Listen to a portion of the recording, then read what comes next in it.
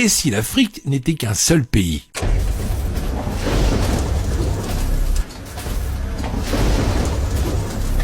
L'Afrique est un continent qui couvre 6% de la surface terrestre et 20% de la surface des terres émergées. Sa superficie est de 30 millions de kilomètres carrés avec les îles. L'Afrique compte actuellement 54 pays indépendants, mais que se passerait-il si tous ces pays s'unissaient aujourd'hui pour former un État africain uni ? À quoi ressembleraient les États d'Afrique unis et quelle serait la puissance de ce pays ? Alors, il faut savoir que l'Afrique est énorme et couvre plus de 20% des terres de ce monde. Il fait environ 3 fois la taille de l'ensemble de l'Europe. 1,2 milliard de personnes vivent actuellement en Afrique, soit 16% de la population mondiale. L'Afrique connaît actuellement le plus grand boom démographique du monde. La population du continent a doublé depuis 1990. Selon les estimations officielle de l'ONU, le continent devrait dépasser les populations de l'Inde et de la Chine réunies en 2100. La population de l'Afrique devrait atteindre 4 milliards de personnes d'ici 70 ans et va représenter plus de 39% de la population mondiale. La population de l'Afrique est actuellement la plus jeune au monde avec un âge médian de 19,7 ans comparé à la moyenne mondiale de 30,4 ans.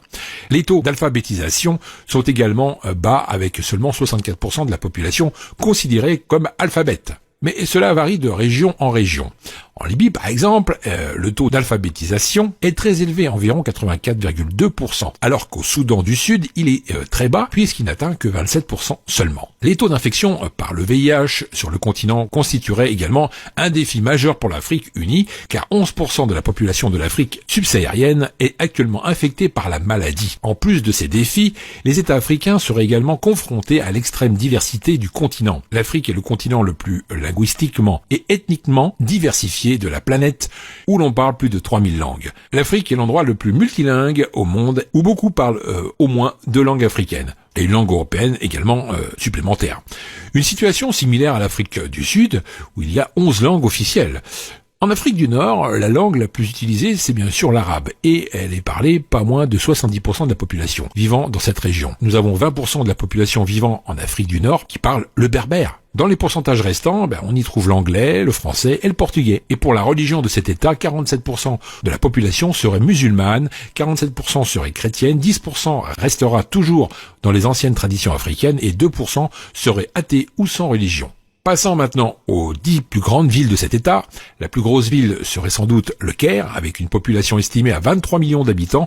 Et en deuxième place, le Lagos, avec 22,9 millions. Ensuite, nous avons le Gauteng, avec 13 millions, puis Kinshasa, avec 12 millions, Nairobi, avec 8 millions, Luanda, 7,9 millions, Alger, 7,8 millions, Khartoum, 7,3 millions, Ibadan, 7,7 millions, et en 10e place, Dar es Salaam, avec 5,6 millions d'habitants. En ce qui concerne la puissance militaire de cet État, alors là, c'est du lourd, mes amis. L'État africain uni pourrait aligner plus de 5 millions de soldats. Elle pourrait avoir également 7 millions de réservistes.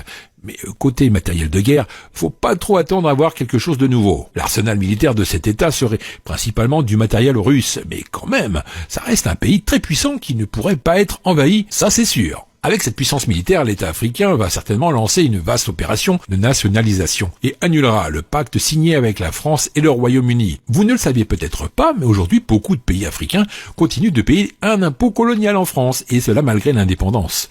14 pays africains sont obligés par la France, à travers le pacte colonial, de mettre 85% de leurs réserves à la Banque centrale de la France, à savoir le Bénin, le Burkina Faso, la Guinée-Bissau, la Côte d'Ivoire, le Mali, le Niger, le Sénégal, le Togo, le Cameroun, la République centrafricaine, le Tchad, la République du Congo, la Guinée équatoriale et le Gabon. Enfin, sachez que la France ne leur permet d'accéder qu'à seulement 15% de leur argent par an. S'ils ont besoin de plus, les pays africains doivent emprunter.